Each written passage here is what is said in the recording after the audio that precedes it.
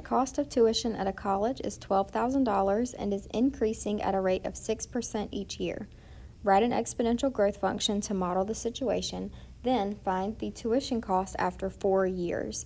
So we are told that this is exponential growth, but even if we didn't know that, we would still be able to figure it out because it says that this is increasing at a rate of 6%. So since it's increasing by a percentage, that tells us that it's exponential growth. So we need to set up our growth equation. That's y equals p times 1 plus r raised to t. So we need to find our p-value, which is our initial amount. We need to find the rate as a percentage and then divide that by 100 to find the number that's going to actually go in the equation. And then we need to find t, which is the amount of time that we will use as the exponent.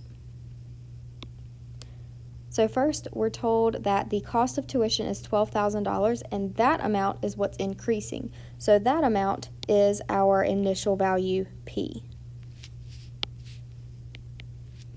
So p is 12,000. Now we want to find our rate. So we're told that it's increasing at a rate of 6%. So 6% is the growth rate. So we're going to take 6 and divide it by 100 in order to find that decimal number to go in the equation. So I need to pull up Desmos, and I'm going to type 6 divided by 100. That gives me 0.06. And that's the number that's actually going to go in the equation. Then we are looking for our time. So it says that's increasing by 6% each year, so we're looking for a number of years, and we're told to find the value after 4 years. So 4 is going to be our t value. Now it's just a matter of putting this information in the correct location of the equation and then plugging that into Desmos. So we have 12,000 as p, the initial amount. We're going to do 1 plus the rate, which as a decimal is 0.06, raised to the power 4. So right in Desmos, we're just going to plug in or type in this information to calculate that value. We don't need to graph this, so we don't need to type y equals.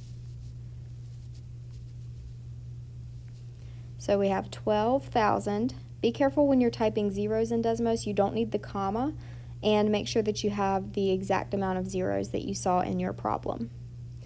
So that was 1 plus 0.06.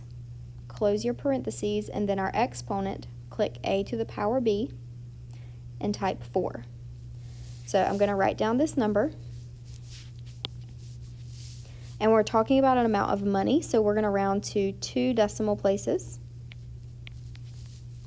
So that's $15,149 and how much cents. So we're going to round to 2 decimal places.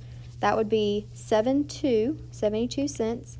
And since there's a 3 behind it, that's not big enough to round that up to 73. It's going to stay 72 cents.